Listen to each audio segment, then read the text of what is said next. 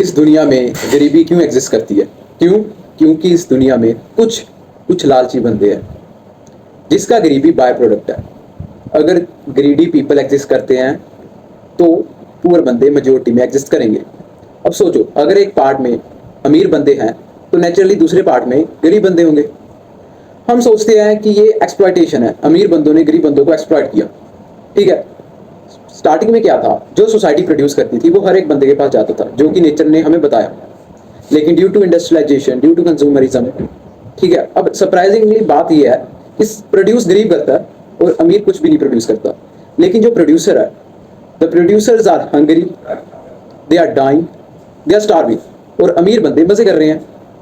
ठीक है, और उनको रिलीफ देने के लिए बताया जाता है गरीबों को कि उनको एक दिलासा मिल जाए कि भाई this is either due to karma, ठीक है, या फिर ये ऊपर वाले ने कुछ सोचा होगा इसलिए कुछ ऐसा, ठीक है, यहाँ तेरी कुछ पास्ट लाइफ है इसलिए कुछ ऐसा, या फिर ये तेरी फेथ है।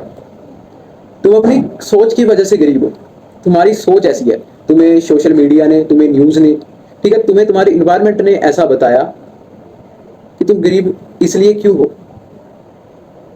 तुम्हारी सोच गरीब जैसी बनाई गई इसलिए तुम गरीब हो। लेकिन तुम सबसे ज्यादा चीजें तो तुम प्रोड्यूस करते हो। लेकिन जो अमीर बनता है उसे स्टार्टिंग से ये बताया गया कि भाई तुम अमीर हो, यू आर अ बिलियनियर, ठीक है, तेरे पास इतना ज्यादा तगड़ा नेटवर्क है, तेरे पास ये रिसोर्सेज है, तो इसका यूज कर। सबसे ज्यादा प्रोड्यूस तो गरीब करता है, अमीर बस उसी चीज को लेकर एक नई चीज बना देता है, एक नया प्रोडक्ट, एक नई सर्विस क्रिएट कर देता है। दैट्स वाई सो इस चीज के लिए हमें एक रेवोल्यूशन की जरूरत है, गरीबों की रेवोल्यूशन। और हाँ, इसकी कोई वायलेंस भी नहीं होगी। इसकी वायलेंस इसलिए नहीं होगी क्योंकि देखो, दुनिया में अमीर तो बहुत ज्यादा कम परसेंट है, लाइक नॉट इवन 1%, ठीक है, 0.001% या फिर 2% बंदे हैं जो कि अमीर है। बाकी 99.9% बंदे जितने भी है वो गरीब है। सो जो गरीब है वो बहुत ज्यादा है और जो अमीर है वो बहुत ज्यादा कम है। So due to by the democracy, power किसके पास होती है? मेजोरिटी के पास।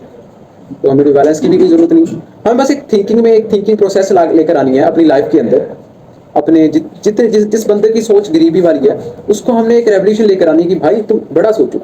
बड़े सोचने के कोई पैसे नहीं लगते, तुम प्रोड्यूस करते हो लेकिन उसको अपने दिमाग में लेकर आओ, उसका कोई इन्वेंशन करो, ठीक है, उस चीज को कमर्शलाइज करो। किसी भी चीज को भी तेरे पास हुनर है उसको बाहर लेकर आ, ठीक है, बस अपने ऊपर काम करो। दिमाग में सोचो कि भाई पैसा कैसे ज्यादा कमाया जाए। हम सोचते ही नहीं कि पैसा कैसे कमाया जाए। So keep this in your mind. तब तक के लिए stay hard, stay discipline, subscribe to Jai Pratap official. जय हिंद।